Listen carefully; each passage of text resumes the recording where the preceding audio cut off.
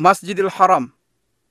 Sebelum Adam dan Hawa turun ke bumi, Ka'bah telah diletakkan dan para malaikat telah bertawaf mengelilinginya sambil bertalbiyah. Kemudian badai topan menutupinya pada zaman Nuh alaihi salam. Tatkala yang maha tinggi dan kuasa menghendaki manusia kembali kepada cahaya kebenaran, Dia perintahkan Nabi Ibrahim alaihi salam untuk membawa istri beliau Hajar beserta putra beliau Ismail yang masih menyusuh ke lembah kosong yang kering dari air dan buah-buahan. Di sana keduanya beliau tinggal pulang. Sesampai di jalan beliau berdoa kepada Allah, "Wahai Rabb kami, sesungguhnya aku telah menempatkan sebahagian keturunanku di lembah yang tidak mempunyai tanam-tanaman di dekat rumah Engkau, Baitullah, yang dihormati. ربنا إني أسكنت من ذريتي بواد غير ذي زرع عند بيتك المحرم ربنا ليقيموا الصلاة فاجعل أفئدة من الناس تهوي إليهم وارزقهم من الثمرات لعلهم يشكرون." Ya Rabb, kami yang demikian itu agar mereka mendirikan salat. Maka jadikanlah hati sebagian manusia cenderung kepada mereka, dan beri rezekilah mereka dari buah-buahan. Mudah-mudahan mereka bersyukur. Sebagai pengabulan doa Nabi Ibrahim, terpancarlah air Zam-Zam, mata air suci untuk Ismail dan ibunya Hajar. Tatkala kabilah-kabilah mengetahui hal ini, mereka segera datang ke tempat air dan kesucian. Adapun Bani Al-Amalik, mereka menetap di atas bukit Qayquan setelah mendapatkan izin dari Hajar alaihissalam. Ketika Ismail alaihissalam menginjak dewasa dan balik, ia dinikahkan dengan Imarah, putri kepala suku Bani Al-Amalik. Di saat kabilah Jurhum datang, tinggallah mereka di celah Al-Wad. Setelah beberapa tahun, Allah mengizinkan nabinya Ibrahim alaihissalam untuk berkunjung ke lembah tersebut di atas. Di sana beliau menanyakan tentang keadaan Ka'bah dan istri beliau. Dikarenakan beliau mendapat istri, anaknya tidak bijak dalam berkata-kata, maka beliau memerintahkannya untuk menyampaikan salam kepada suaminya tatkala pulang, dan memerintahkan agar sang suami merubah pintu gerbangnya. Ismail pun paham akan maksud perkataan ayahnya. Lantas beliau ceraikan wanita tersebut. Tatkala mendengar berita itu, Bani Jurhum segera mengejar kemuliaan pernikahan dengan Nabi Ismail alaihissalam. Dari pasangan inilah akhirnya terlahir kabilah-kabilah Arab yang paling terpandang. Allah menunjukkan kepada Nabi Ibrahim alaihissalam tempat didirikannya Ka'bah dan menentukan sudut-sudutnya.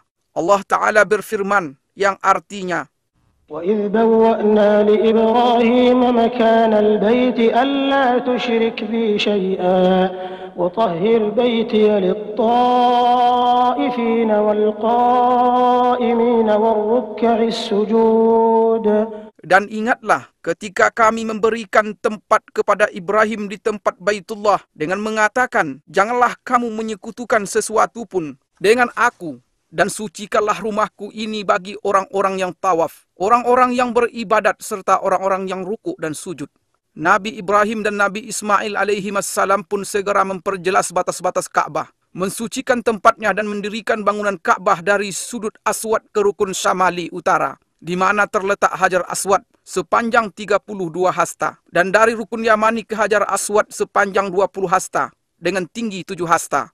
Kemudian keduanya meletakkan Hajar Aswad pada tempatnya dan melakukan tawaf dengan berkeliling 7 putaran. Lantas mereka mulai mengajak manusia ke rumah pusaka ini untuk beribadah kepada Allah dan mensucikan diri dari dosa-dosa dunia. Jatuh hatilah umat manusia ke rumah Allah Baitullah ini dan mereka berlomba-lomba untuk mengunjunginya. Allah Ta'ala berfirman yang artinya, وَأَذِّن فِي النَّاسِ بِالْحَجِّ يَأْتُوكَ رِجَالًا وَعَلَى كُلِّ ضَامِرٍ يَأْتِينَ مِنْ كُلِّ فَجٍّ عَمِيقٍ.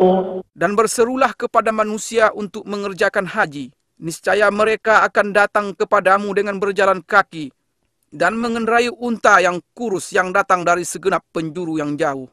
Kemudian Nabi Ismail alaihissalam terus mengurusi Baitullah hingga beliau meninggal. Sepeninggal beliau, secara turun-menurun kabilah Jurhum mengurusinya. sampai banjir bandang menjebol bendungan Ma'arif di negeri Sabak pada abad ketiga Masehi, sehingga menghancurkannya dan memaksa kabilah Asad dan Khuza'ah untuk hijrah ke arah utara. Khuza'ah menetap di Mekah setelah mengalahkan Bani Jurhum dan mengusir mereka darinya. Lantas Amr bin Luhai merubah agama Allah yang lurus dan menggantikannya dengan penyembahan patung dan berhala, serta mewajibkan orang-orang yang haji berkorban untuknya. Jadilah tawaf di Baitullah sekedar muka dan tasdiyah, yaitu tepuk tangan dan siulan. Keadaan ini terus berjalan sampai kedatangan Qusay bin Kilab bin Murrah, yang termasuk keturunan Nabi Ismail alaihissalam pada pertengahan abad ke-5 Masehi. Maka kepemimpinan dan pengurusan Mekah pun diserahkan kepadanya. Dengan inilah berawal era Quraisy dan tersebarlah marga-marga Quraisy di penjuru kota Mekah. Rumah-rumah dari tanah liat dan batu menggantikan rumah-rumah dari bulu-buluan. Qusay membuat batasan seluas lingkaran tawaf yang kita kenal sekarang, mendirikan Darun Nadwa dan mengizinkan orang-orang untuk mendirikan bangunan di sekelilingnya. Memberi minuman jamaah haji adalah suatu derajat tinggi dan kemuliaan yang pada saat yang sama merupakan sebuah pekerjaan yang berat dan memakan biaya. Karena sulitnya air di tanah Mekah, dan karena Zam-Zam belum lagi ditemukan setelah ditutup oleh Jurhum. Seiring dengan semakin banyaknya jemaah haji dan semakin bergairahnya roda perekonomian, masalah kurangnya air menjadi perhatian utama setiap orang yang memerintah Mekah setelah Qusay. Abdul Muttalib berpikir tentang sumur Zam-Zam yang banyak diriwayatkan dalam berbagai berita. Ia terus berusaha mencari tempatnya, sampai ia melihat dalam mimpinya orang yang memanggil, menunjukkan tempatnya dan memerintahkan penggaliannya. Maka Allah tunjukkan posisi sumur. Dan bersamaan dengan hal ini banyak kafilah haji dan dagang yang bersegera mendatanginya, sehingga Mekah pun menjadi Ummul Qura, artinya induk desa-desa, dan pusat perdagangan yang tak tertandingi. Mekah menjadi titik temu jalur perdagangan antara Yaman dan Habsyah, Ethiopia dan sekitarnya di sebelah selatan, Persia dan Romawi di sebelah utara, India di sebelah timur, Mesir dan Afrika di sebelah barat. Mekah seolah-olah bersiap diri untuk menyambut Nabi yang paling mulia dan misi terakhir para Nabi. Rasul pilihan sallallahu alaihi wasallam lahir pada tahun Gajah 571 Masehi. Beliau tumbuh dan besar di tanah Mekah di sekitar Baitullah. Masyarakat mengenal beliau dan beliau mengenal mereka. Mereka menaruh kepercayaan terhadap beliau dan berlomba-lomba untuk merebut hati, persahabatan dan kedekatan dengan beliau. Kemudian beliau menikahi Ummul Mukminin Khadijah radhiyallahu anha. Selang beberapa tahun, mulailah perjalanan risalah dan tauhid di depan Gua Hira. Lahirlah umat Islam dan turunlah wahyu. Dengan nama Allah yang Maha Pengasih lagi Maha Penyayang. Allah Ta'ala berfirman yang artinya, Iqra' bismi rabbikal ladzi khalaq, khalaqal insana min 'alaq, Iqra' wa rabbukal akram, alladzi 'allama bil qalam, 'allamal insana ma lam ya'lam. Bacalah dengan menyebut nama Rabbmu yang menciptakan. Dia telah menciptakan manusia dari segumpal darah. Bacalah, dan Rabbmu lah yang paling pemurah, yang mengajar manusia dengan perantaraan pena. Dia mengajarkan kepada manusia apa yang tidak diketahuinya. Mulailah cahaya dakwah di Mekah memenuhi relung hati bangsa Arab selama 13 tahun. Dan meluncurlah anak panah kedengkian pada Rasulullah SAW. Dakwah beliau dan para sahabat beliau, yang terkadang berwujud rayuan dan ada kalanya berbentuk ancaman, penyiksaan, embargo dan intimidasi. Allah pun mengizinkan Nabi SAW untuk berhijrah. Orang-orang musyrik bertekad untuk membunuh beliau.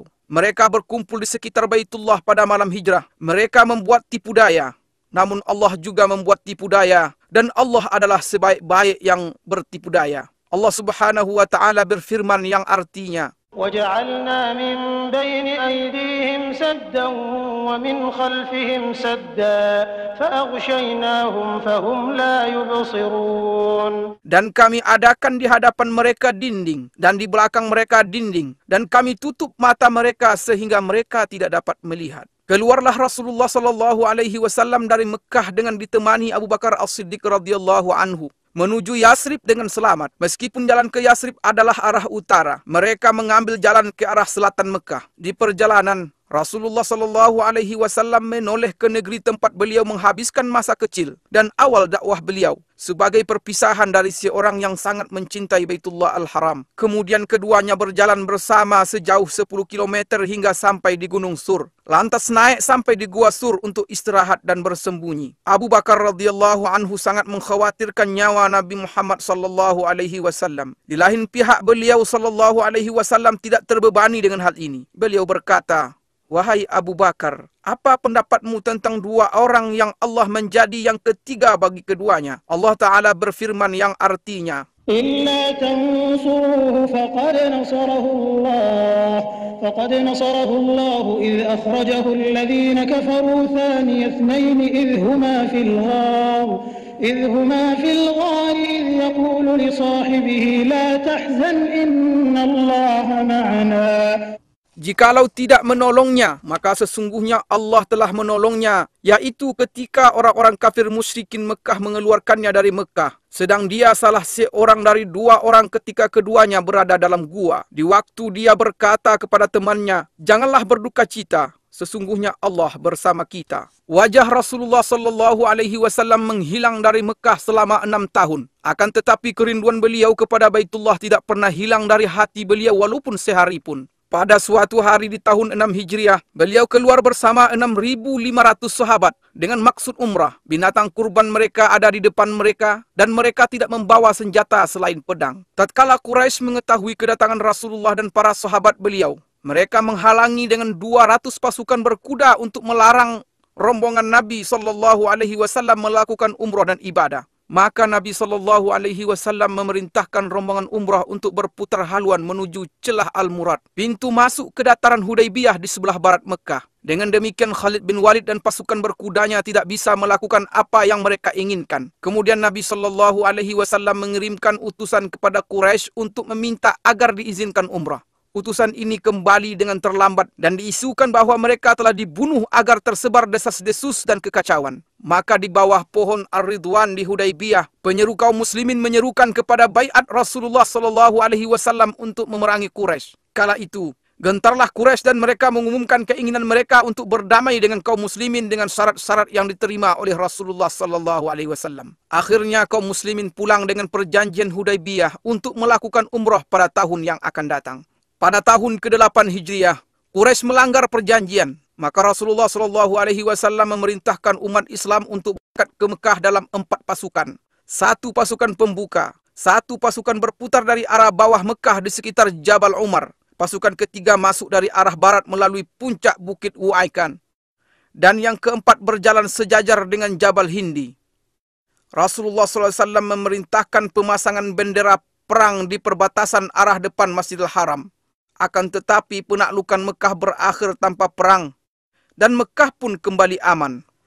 Kembalilah para ahli ibadah melakukan rutinitasnya di Baitullah dan kembalilah generasi tauhid di Mekah. Patung dan berhala kesyirikan tumbang di segenap penjuru Mekah. Mulai saat itu Mekah masih terus merasakan nikmat bendera tauhid La ilaha illallah Muhammad Rasulullah. Kemudian dilakukan lagi pembatasan tanah haram Mekah sebagaimana telah dilakukan oleh Nabi Ibrahim alaihissalam atas petunjuk Jibril alaihissalam. Sampai saat ini batas-batas ini masih jelas ditandai dengan tanda yang tidak boleh dimasuki oleh selain Muslim. Batas-batas ini adalah 1 Tan'im yang terletak 6 km dari utara Mekah. Kedua Wadi Nakhlah yang terletak di sebelah timur laut Mekah sejauh 14 km. Ketiga Adha letaknya 12 km dari arah selatan Mekah. Keempat Sumaisi yang merupakan batas tanah haram di sebelah barat dan terpisah dari Mekah sejauh 15 km. Di dalam Al-Quranul Karim, Mekah Al-Mukarramah disebut di beberapa ayat dengan nama yang berbeda-beda. Di antara nama-nama ini adalah 1. Al-Baladul Haram, artinya tanah haram. Allah Subhanahu wa Ta'ala berfirman yang artinya, "Aku hanya diperintahkan untuk menyembah Rabb negeri ini, yang telah menjadikannya haram dan kepunyaannya lah segala sesuatu." Kedua, Ummul Qura, artinya induk desa-desa. Allah Subhanahu wa taala berfirman yang artinya, dan ini Al-Quran adalah kitab yang telah kami turunkan yang diberkahi, membenarkan kitab-kitab yang diturunkan sebelumnya, dan agar kamu memberi peringatan kepada penduduk Ummul Qura. Yang ketiga, Al-Baladul Amin, artinya kota yang aman. Allah Subhanahu wa taala berfirman yang artinya, demi buah tin dan buah zaitun, dan demi bukit Sinai, dan demi bukit Sinai, dan demi kota Mekah ini yang aman.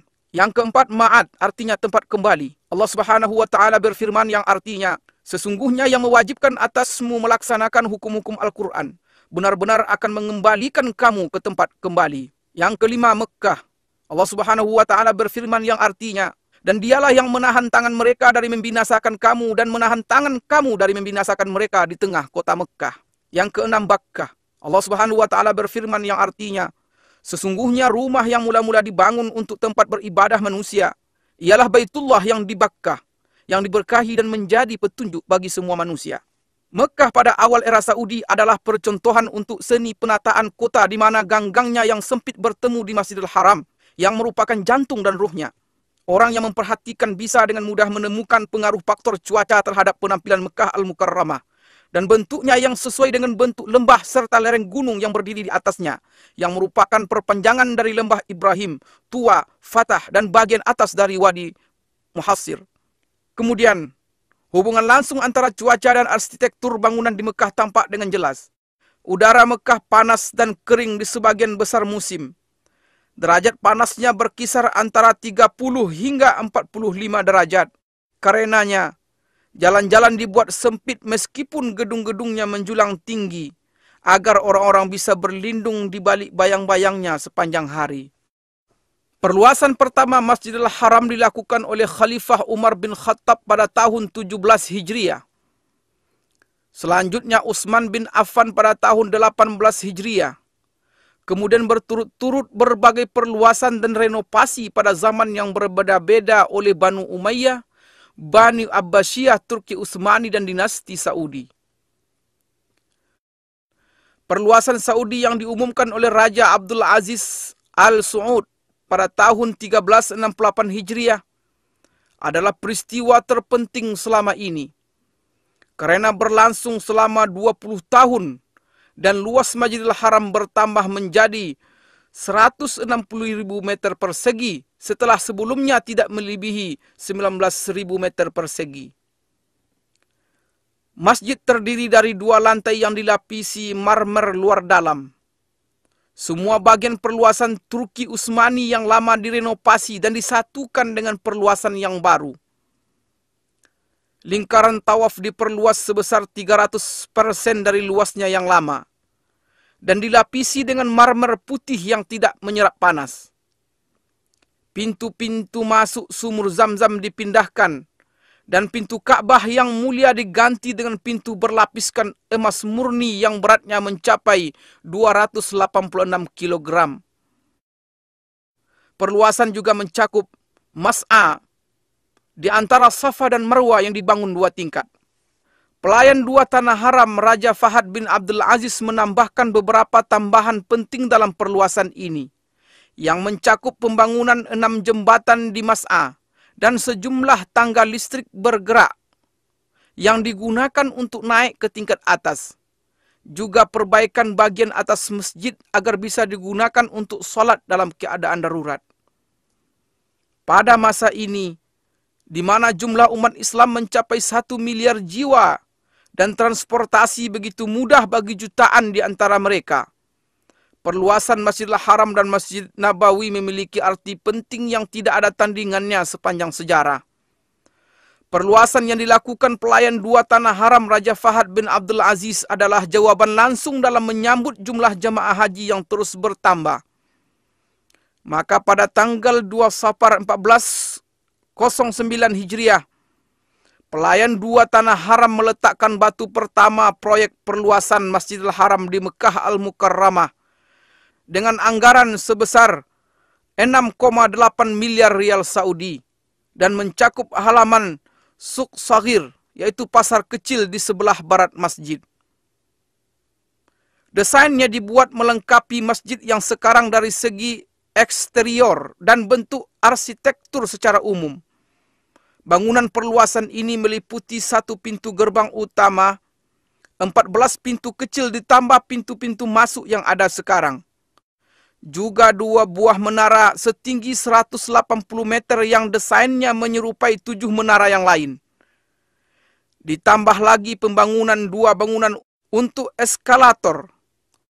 1 di arah selatan dan 1 lagi di utara, untuk memudahkan jemaah haji dan jemaah salat. Halaman yang mengelilingi Masjidil Haram disiapkan sedemikian rupa dan berlantaikan marmer putih yang memantulkan panas. Dengan demikian Masjidil Haram bisa memuat hampir 1 juta orang. Pemandangan Masjidil Haram pada 10 hari terakhir bulan Ramadan tidak tertandingi oleh pemandangan sepanjang tahun. Karena pada saat itu ada salat tarawih dan tahajud, di mana tangan-tangan menengadah dengan khusyuk. Hati-hati yang penuh harap dan air mata yang tertumpahkan, semua mengharap ampunan Tuhan. Allah Subhanahu wa Ta'ala berfirman yang artinya, dan siapa lagi yang mengampuni dosa selain Allah?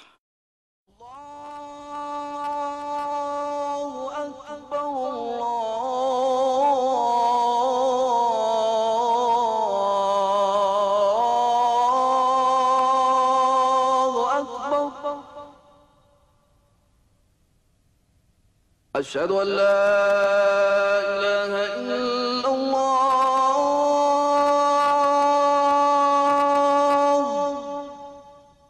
Masjidil Aqsa. Sejarah tempat ini adalah cerita bersambung 5.000 tahun sejak ditinggali oleh kaum Yabus. Kemudian penduduk keturunan Kan'an yang berdarah Arab turun-temurun menempatinya dan menjadi bagian yang tak terpisahkan dari tanah ini. Di sini mereka menemukan ketenangan dan keamanan. Mereka pun menganugerahi tempat ini peradaban dan seni. Dan tempat ini membalas dengan aliran kebaikan dan barakah seolah-olah seperti pohon zaitun yang merupakan simbol cinta dan anugerah. Sepanjang masa ini, kota ini telah mengalami lebih dari 25 peperangan yang semuanya bisa dilewati. Dan kota ini beserta penduduknya yang baik tetap bertahan dan menjadi simbol sejarah serta peradaban manusia. Kota ini berbeda dari kota-kota yang lain. Disinilah jembatan yang menghubungkan bumi dengan langit pada malam Isra dan Mi'rajnya. Disinilah sungai yang mengalir dari kesucian dan cahaya terang di hati para pencinta yang menjatuhkan bayangannya di atas bebatuan, tempat tinggal dan nama-nama. Dan sejak malam itu, yaitu malam Isra dan Mi'raj, kota ini menjadi kiblat pertama kaum muslimin. Mereka menghadap ke arahnya dengan hati mereka sebelum melihatnya dengan mata. Ia telah menetap di sanubari umat Islam sebelum mereka tinggal di dalamnya. Maka bangkitlah suatu kerinduan untuk selalu bersama. Di sini dan dari Gunung Al-Mukabbir di tahun 636 Masehi, Khalifah Umar bin Khattab melontarkan takbir bersejarahnya, di mana terlihat oleh beliau bahwa kunci kota suci ini diserahkan dan manusia seluruhnya menerima isi surat perjanjian Umar. Sejarah masih terus teruji dengan panasnya rangkaian peristiwa, dan kota suci ini pada masa Islam mengalami puncak kemajuannya dalam peradaban dan peran kemanusiaan. Bagaimana tidak? Sedangkan penakluknya yang pertama, Nabi Muhammad SAW bersabda, "Satu golongan dari umatku akan terus berada di atas kebenaran. Mereka menang dan unggul atas musuh-musuh mereka. Orang yang menyelisihi mereka tidak membahayakan mereka. Tidak pula kesusahan menimpa mereka sampai datang kepada mereka perkara Allah," artinya kematian. Sedangkan mereka dalam keadaan seperti itu. Para sahabat bertanya, "Di manakah mereka wahai Rasulullah?" Beliau menjawab, "Di Baitul Maqdis dan sekitarnya."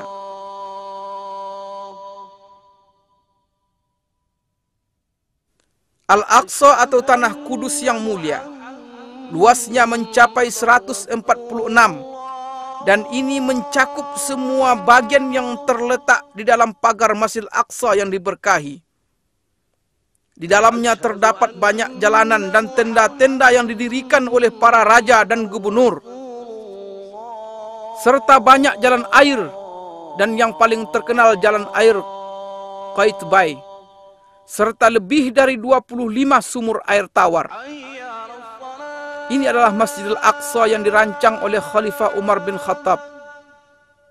Adapun dengan bentuknya yang sekarang, Masjidil Aqsa dibangun oleh Khalifah Abdul Malik bin Marwan dan diselesaikan oleh putranya Khalifah Al-Walid bin Abdul Malik pada tahun 705 Masehi. Dahulu, Masjidil Aqsa diterangi dengan 1.700 lampu. Orang-orang yang tak bisa mengunjunginya mengirimkan minyak untuk menghidupkan lampu-lampu ini.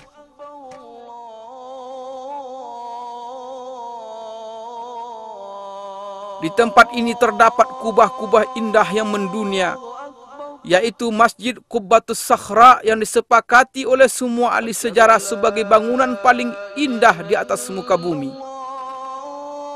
Pembangunannya diawasi oleh dua insinyur Palestina, Raja bin Haya dari Baisan dan Yazid bin Salam dari Al-Qudus, Yerusalem pada tahun 691 Masehi di masa pemerintahan Khalifah Abdul Malik bin Marwan. Dan tangan-tangan terampil telah mengukir surat Yasin yang merupakan jantung Al-Quran di jantung Palestina yang terus berdetak dengan tauhid sepanjang zaman.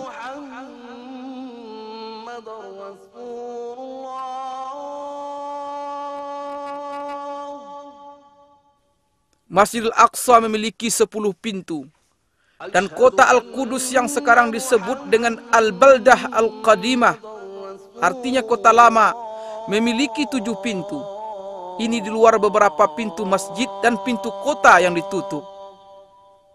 Pagar kota Al-Qudus yang bersejarah telah dicoba diruntuhkan lebih dari 17 kali, namun selalu bisa segera tegak kembali.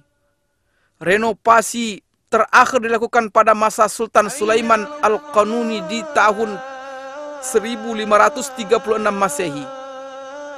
Al-Qudus dikelilingi oleh 4 menara tinggi dan 34 menara biasa. Di sini, di setiap jengkal dan pojok terdapat barakah, ketinggian dan keindahan menara-menara yang ramah dengan panggilan langit. Kubah-kubah yang tersohor di jalan-jalan ketinggian, mihrab-mihrab yang salat di dalamnya tidak menunjukkan selain kesucian, dan tempat-tempat duduk yang mengingatkan kepada orang-orang berbudi. Pada tanggal 30 Juli 1980 Masehi, Perdana Menteri Israel dengan kesepakatan partainya mengeluarkan keputusan menjadikan Al-Qudus sebagai ibu kota Israel untuk selamanya. سندافع عن المدينة الثالثة في الإسلام بكل ما تستطيع ولن تبخل عليها بدم. Kita akan pertahankan kota ketiga Islam ini dengan segala kemampuan dan tidak akan keberatan untuk menumpahkan darah karenanya. Di saat umat Islam kehilangan ingatan, saat itulah Al-Qudus akan hilang. Dahulu selama 100 tahun Masjidil Aqsa dirubah menjadi perkantoran. Masjid Qubbatus Sakhra dirubah menjadi gereja. Musalla Al-Marwani menjadi kandang kuda. Suara azan tak terdengar lagi, hingga Allah berkehendak menyiapkan orang yang mengeluarkan kota yang berharga ini dari kotoran, kelaliman dan penjajahan.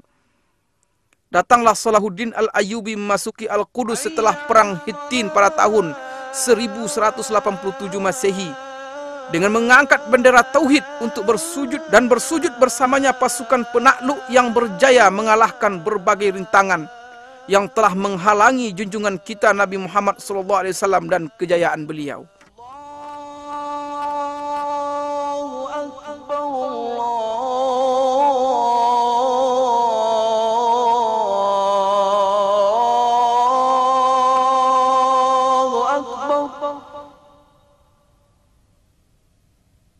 أشهد أن لا إله إلا الله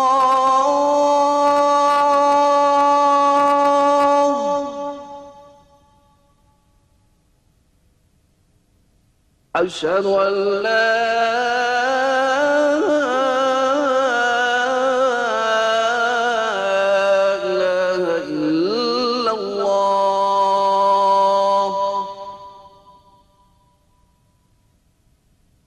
أشهد أن محمد رسول الله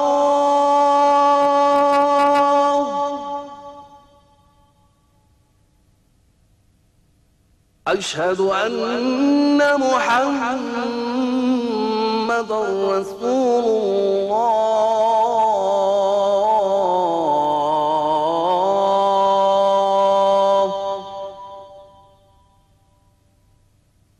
حي على الصلاة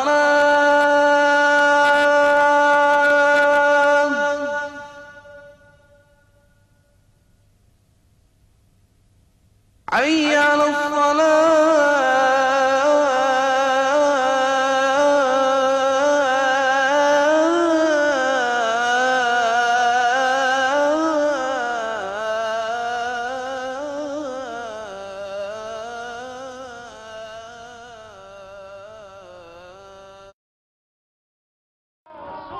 Kota Madinah di antara sejarah dan kemajuan.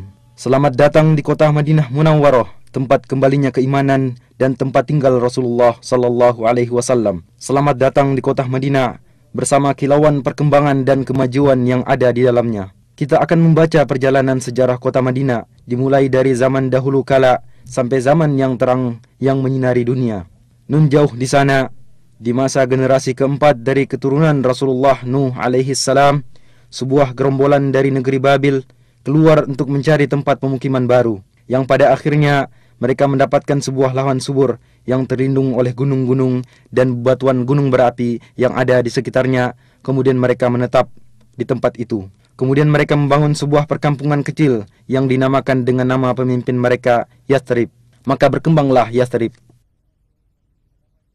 Beberapa riwayat menyebutkan bahwa penduduk kaum Amalik, keturunan dari Nabi Nuh alaihissalam, telah bertempat tinggal di sana pada abad ke-23 sebelum hijrah, serta menyebutkan bahwa Madinah terikat hubungan dengan kerajaan Ma'iniyah pada abad ke-12 sebelum hijrah.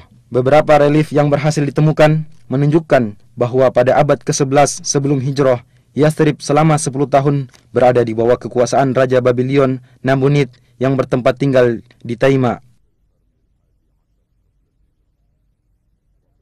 Dan pada abad ke-5 sebelum hijrah, kaum Yahudi yang telah diporak-porandakan oleh Romawi berdatangan ke sana. Dan pada abad ke-3 sebelum hijrah, suku Aus dan Khazraj pada berdatangan dari Yaman dan juga ikut menetap di Yathrib. Dan sepanjang abad yang lalu, berdatangan pula beberapa suku yang berdekatan, baik dengan berombongan ataupun secara perorangan.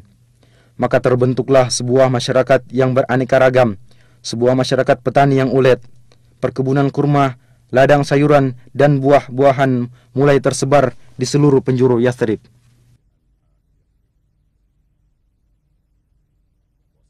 Sehingga kafilah-kafilah dagang yang berpindah-pindah antara negeri Syam dan Yaman singgah di sana untuk membekali diri dengan airnya yang jernih dan kurmanya yang istimewa, serta untuk melakukan tukar-menukar barang dagangan dengan penduduknya. Dan pada tahun 120 sebelum hijrah terjadi sebuah peperangan antara suku Aus dan Khazraj yang semua itu tidak lepas dari muslihat dan tipu daya kaum Yahudi.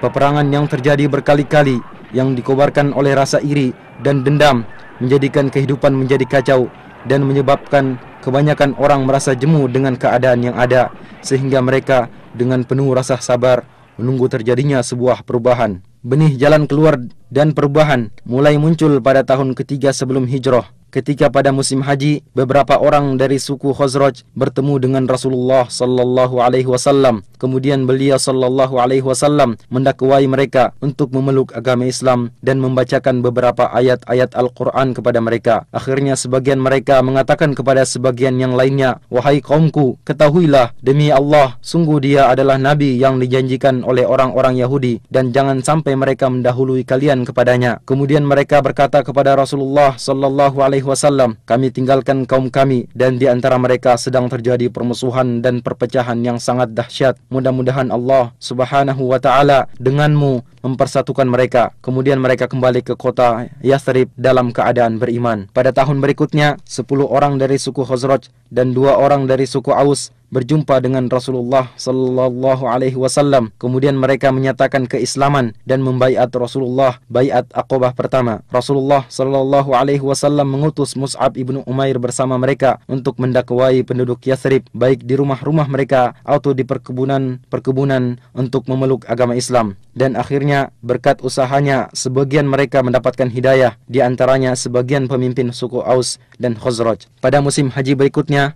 70 orang berangkat menemui Rasulullah sallallahu alaihi wasallam untuk membaiat beliau pada baiat Aqabah kedua. Mereka mengajak Rasulullah sallallahu alaihi wasallam dan para sahabatnya untuk berhijrah dari Mekkah ke Madinah untuk bersama-sama membangun masyarakat Islam pertama.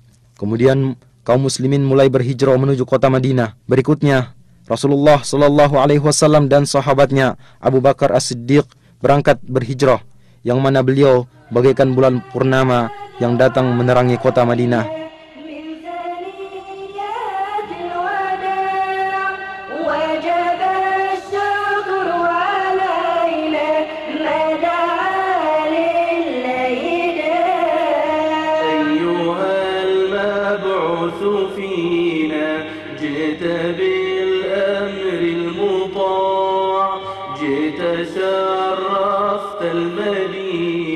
Dan mulailah perubahan besar dalam sejarah. Segala sesuatu berubah. Namanya berubah dari Yathrib menjadi Madinah. Di samping itu, dia juga masih memiliki nama-nama lain yang menunjukkan akan kedudukannya yang agung, seperti Thayyibah, Thabah, dan Ad-Dar. Keyakinan manusia berubah dari pengagungan terhadap berhala menjadi Islam. Masjid Nabawi menjadi pusat bimbingan dan pemerintahan. Pasukan-pasukan perang dikirim untuk memberantas kesyirikan dan menegakkan kalimat tauhid.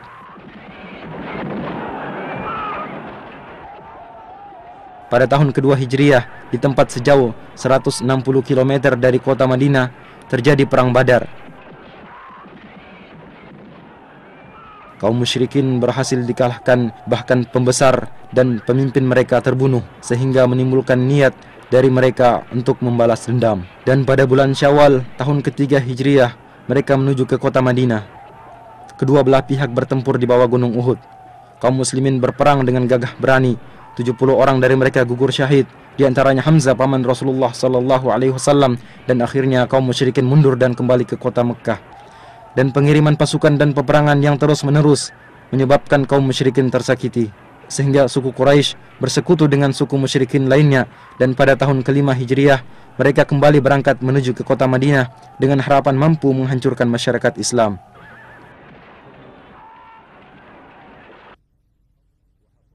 Kaum muslimin menggali parit dan membentengi kota Madinah. Akhirnya kaum musyrikin mengepung mereka dari belakang parit dan mereka berusaha berkali-kali untuk menerjang. Akan tetapi kaum muslimin berhasil memukul mundur mereka. Mereka dihinakan oleh Allah subhanahu wa ta'ala, dan Allah mengirimkan angin topan yang menyambar-nyambar. Akhirnya mereka mundur dan kembali dengan kekalahan.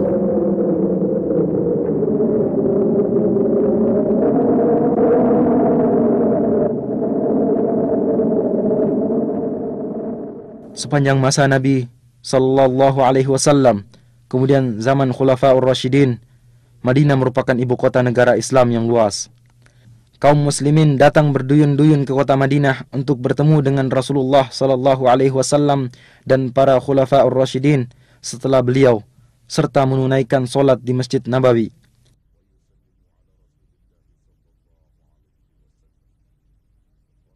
Bersamaan dengan bertambahnya masyarakat Islam, maka dirasakan perlunya perluasan Masjid Nabawi. Pada tahun ke-7 Hijriah, Rasulullah sallallahu alaihi wasallam melakukan perluasan masjid untuk pertama kalinya. Kemudian pada tahun ke-17 Hijriah, Khalifah Umar ibn Khattab melakukan perluasan dengan merenovasi bangunan seperti bentuknya semula.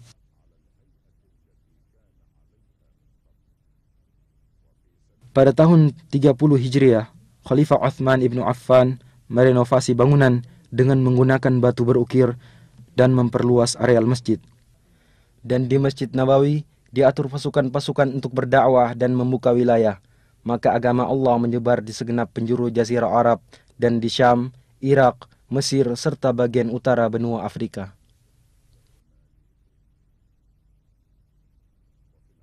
Di zaman Umawi, pemerintahan dipindahkan ke kota Damaskus, dan bersamanya pindah pula lah denyut kehidupan politik dan gejolaknya. Madinah telah menjadi sebuah wilayah pemerintahan yang tenang. Ladang dan perkebunan semakin banyak, sampai-sampai terlihat di sekitar Wadi Aqiq tiada lagi tempat untuk bangunan.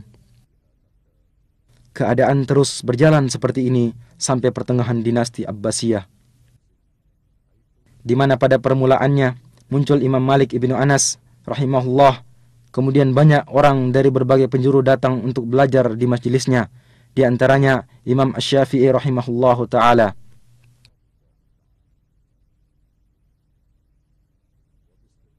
Dengan pengecualian fitnah dan gejolak yang terjadi pada abad pertama dan kedua, Madinah adalah sebuah kota yang tentram dan penuh dengan nuansa ilmu.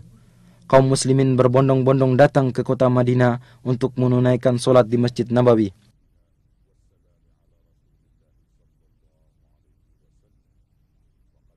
Khalifah Al-Mahdi memerintahkan agar diadakan perluasan Masjid Nabawi dan mempertahankan bangunan lama. Dan pada abad ketiga Hijriah, mulailah muncul kemerosotan dalam berbagai aspek kehidupan, di mana bangunan-bangunan berkurang, istana-istana yang terletak di Aqiq mulai ditinggalkan, dan keamanan menjadi kacau. Sering terjadi perampasan terhadap kafilah-kafilah dagang. Kota Madinah menyusut hingga terbatas dalam pagar kota yang dibangun pertama kali pada tahun 263 Hijriah. Beberapa kali pagar kota dibangun dan diperluas hingga mencakup perluasan kota yang masih sangat terbatas. Demikianlah keadaan kota Madinah yang mengalami masa pasang surutnya hingga abad ke-10 Hijriah. Pada tahun 578 Hijriah, di saat perang salib sedang berkecamuk, salah seorang pemimpin salib yang bernama Arnaud mengirimkan sebuah pasukan dengan menggunakan kapal. Mereka bersembunyi-sembunyi menuju ke Laut Merah, kemudian mendarat di Yambo, kemudian menuju ke kota Madinah. Maka pasukan Salahuddin Al-Ayyubi rahimahullah mengejar mereka dan akhirnya berhasil menghadang mereka dalam jarak perjalanan 1 malam dari kota Madinah. Sebagian besar dari mereka berhasil dibunuh dan yang lainnya ditawan, dan Allah masih tetap menjaga kota Madinah dari kejahatan mereka. Pada tanggal 5 Rajab tahun 654 Hijriah, sebuah gunung besar yang terletak di sebelah timur kota Madinah meletus dan mengalirkan sebuah sungai lahar ke arah barat menuju ke kota Madinah. Lalu dengan takdir Allah Ta'ala menyimpang ke arah utara. Gunung tersebut terus memuntahkan laharnya sekitar 3 bulan lamanya. Pada tahun 886 Hijriah, kobaran api yang disebabkan oleh sambaran petir melahap bangunan Masjid Nabawi dan menghancurkan sebagian besar dari bangunan masjid. Akan tetapi kamar Nabi selamat dari lalapan api. Kemudian atas dana dari Sultan Qutbai, bangunan Masjid Nabawi dikembalikan lagi. Sebagaimana juga dibangun beberapa sekolahan dan tempat-tempat belajar mengaji yang mengumpulkan ulama, para penuntut ilmu, dan orang-orang yang tinggal berdekatan. Pada abad ke-10 Hijriah, kota Madinah mulai dikuasai oleh dinasti Utsmani yang berlangsung selama 4 abad. Yang di sela-selanya, kota Madinah menyaksikan berbagai kejadian yang bermacam-macam, di antaranya yang paling besar, pembaharuan pagar kota, dan dibangunnya sebuah benteng yang kokoh lagi luas, dan ditugaskannya beberapa satuan pasukan guna menjaga keamanan. Dan sungguh penduduk Madinah telah mendapatkan manfaat dari hal tersebut. Keamanan terjaga, perampokan kafilah dagang menjadi berkurang. Kemudian mulailah kepemimpinan melemah dan terjadi perebutan kekuasaan antara panglima pemerintahan. Akibatnya keamanan menjadi kacau, perampokan kafilah-kafilah dagang kembali terjadi, bahkan sampai terjadi di perbatasan kota Madinah. Di dalam kota Madinah sendiri terjadi kekacauan dan perpecahan, walau akhirnya berhasil diselesaikan. Pada tahun 1220 Hijriah, penduduk Madinah memberikan baiatnya kepada para da'i-da'i pembawa perbaikan dan bergabung dengan kerajaan Saudi pertama, dan selama 6 tahun mereka hidup penuh dengan rasa aman dan tentram. Kemudian Tulun Basha bin Muhammad Ali Basha berhasil merebut kota Madinah yang kemudian mengembalikannya lagi kepada kerajaan Utsmaniyah. Lalu pada tahun 1265 Hijriah dimulailah pembaharuan dan perluasan bangunan Masjid Nabawi yang menelan waktu 12 tahun, dan akhirnya muncullah sebuah bangunan baru yang indah dan unik.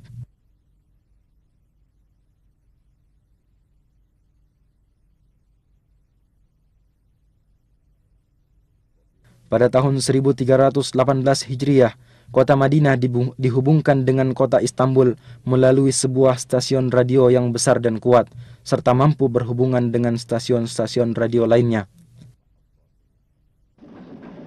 Dan pada tahun 1326 Hijriah, selesai dibangun jalur rel kereta api yang membentang dari kota Damaskus sampai ke kota Madinah, sehingga mengakibatkan terjadinya perubahan besar dalam kehidupan ekonomi, sosial, dan pembangunan. Jumlah penduduk meningkat dari 10.000 menjadi 80.000. Kegiatan dagang berkembang pesat dan kekayaan melimpah.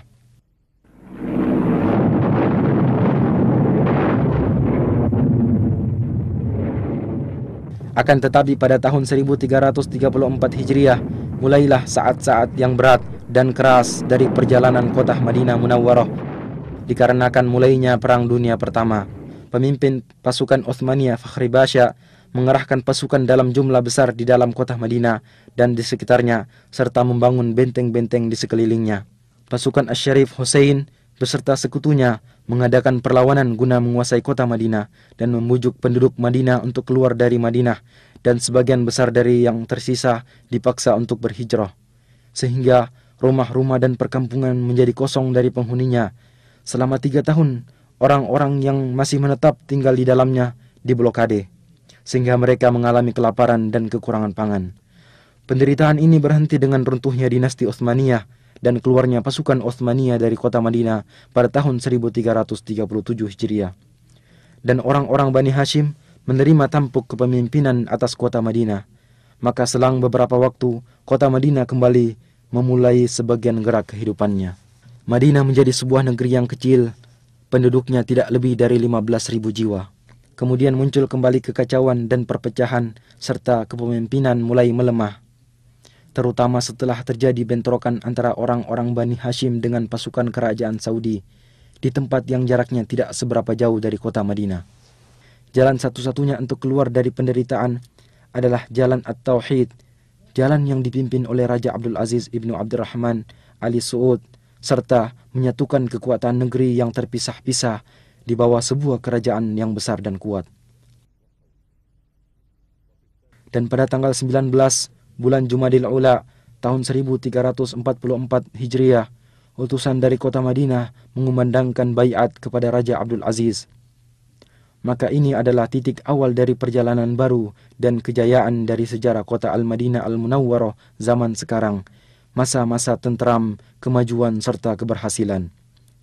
Pada tanggal 23 bulan Rabiul Awal tahun 1345 Hijriah, Raja Abdul Aziz berkunjung ke Madinah dan bertatap muka dengan penduduk dan utusan-utusan dari kabilah-kabilah yang berdekatan.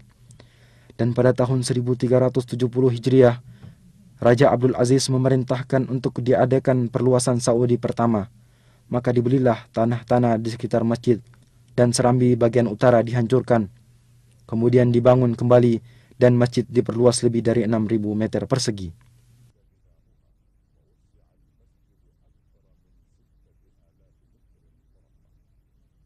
Maka tampillah sebuah bangunan baru lagi indah yang serambinya menampung ribuan jamaah solat.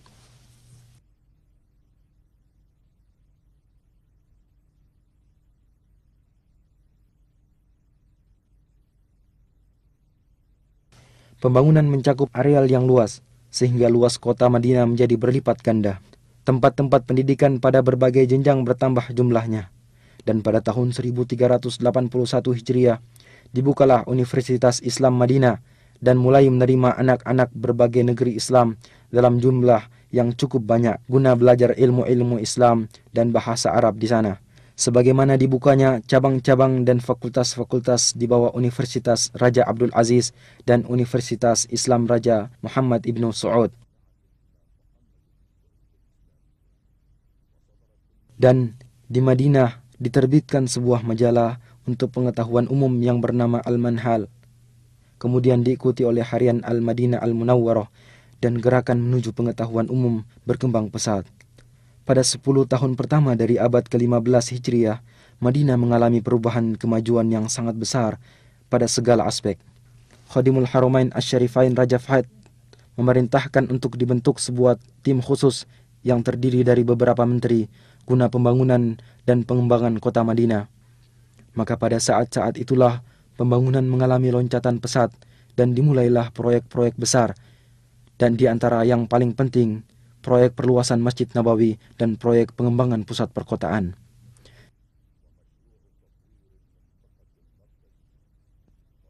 Dan pada tanggal 15 bulan Safar tahun 1405 Hijriah, Khadimul Haramain Asy-Syarifain meletakkan batu pertama untuk proyek tersebut, maka dimulailah pekerjaan pembangunan besar ini.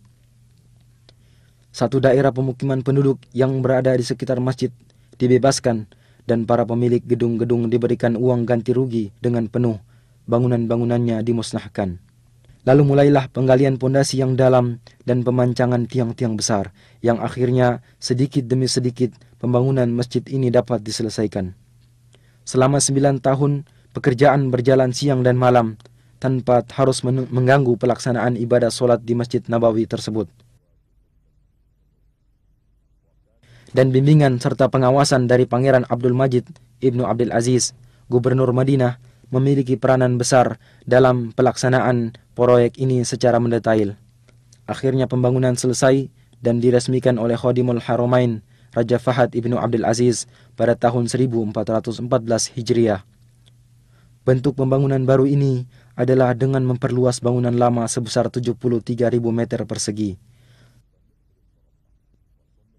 Adapun atapnya dirancang sedemikian rupa agar serambi dan ruangannya mampu menampung ribuan jamaah solat. Kemudian di bawah pelataran dibangunlah tempat parkir bagi kendaraan yang mampu menampung 5.000 kendaraan roda 4. Dan di tempat yang terletak sejauh 7 km dari masjid juga dibangun sebuah pusat pendingin udara, di mana melalui pipa besar udara dingin dihantarkan ke Masjid Nabawi.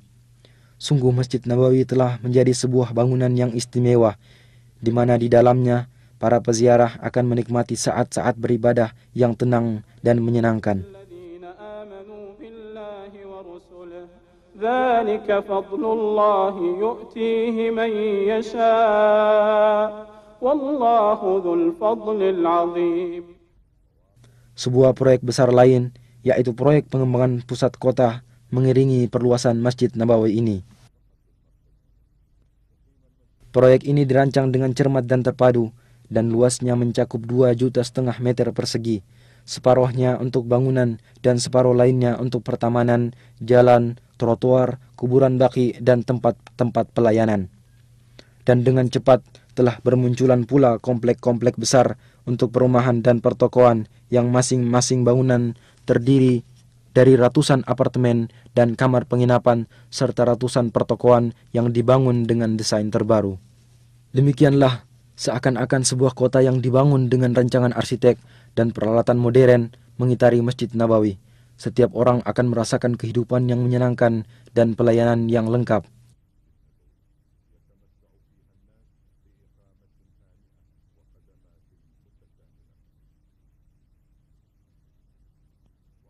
Di samping itu, masih ada proyek lain, yaitu proyek pembangunan dan perluasan masjid-masjid bersejarah, dan yang paling pertama adalah masjid pertama kali dibangun dalam sejarah Islam, yaitu Masjid Quba. Maka Masjid Quba dihancurkan, kemudian dibangun bangunan Masjid Quba yang baru dengan tetap mempertahankan arsitekturnya yang asli. Luasnya ditambah dengan luas halaman luar mencapai 13.500 meter persegi. Daerah sekitarnya diatur sedemikian rupa sehingga dalam bentuknya yang baru, Masjid Quba menampakkan ciri khasnya tersendiri.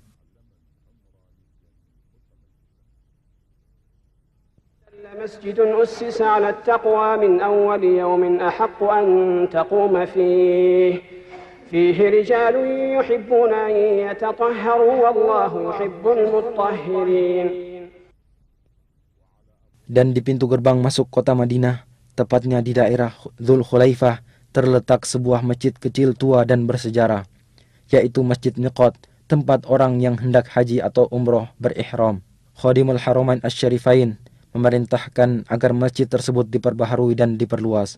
Maka dibangunlah masjid tersebut agar menjadi tempat ibadah sekaligus terminal yang lengkap bagi orang-orang yang hendak bepergian keluar kota Madinah. Luasnya mencapai 90.000 meter persegi, mencakup sebuah masjid yang mampu menampung 5.000 jamaah solat serta tempat-tempat pelayanan ihram.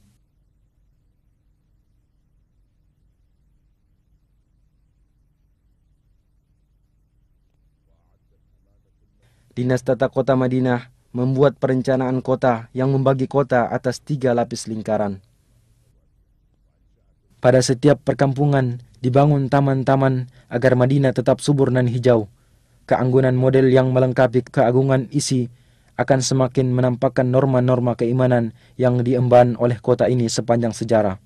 Sementara itu, orang yang bertempat tinggal di dalamnya atau berziarah ke sana akan mendapatkan manisnya iman, tempat tinggal yang tenteram, serta ketenangan jiwa. Dan di antara tanda-tanda kemajuan yang menunjukkan akan ciri khas kepribadian sejarah serta norma-norma keimanan Madinah Munawwarah, percetakan kitab suci Al-Quran, markaz ilmu dan percetakan terbesar di dunia yang dikhususkan untuk pelayanan Al-Quranul Karim. Tergabung di dalam percetakan ini sejumlah ulama, cendekiawan dan ahli qiraat, yaitu ahli baca Al-Quran yang bertugas mengoreksi penulisan kitab Allah, Al-Quranul Karim. Sementara itu, percetakan dilengkapi dengan alat-alat cetak termodern dan bertugas mencetak kitab suci Al-Quran beserta terjemahannya dalam berbagai bahasa umat Islam. Percetakan juga menyiapkan studio khusus untuk rekaman serta kaset dan piringan hitam untuk merekam bacaan Al-Quran. Percetakan ini sampai sekarang telah mempersembahkan lebih dari 130 juta mushaf Al-Quran beserta terjemahannya dalam berbagai ukuran. Sebagaimana telah mempersembahkan berjuta-juta kaset rekaman bacaan Al-Quran yang berbeda-beda serta membagikannya ke segala penjuru dunia dalam rangka mengemban misi pertama Islam yang dibawa oleh Al-Madinah Al-Munawwarah pada zaman Nabi, serta agar mengingatkan kita akan tugas agung yang diemban oleh sahabat di zaman Abu Bakar As-Siddiq, kemudian Uthman ibn Affan radhiyallahu anhuma, yaitu pengumpulan Al-Quran Karim serta penyatuan naskah dan penulisannya serta membagikannya kepada masyarakat Islam waktu itu.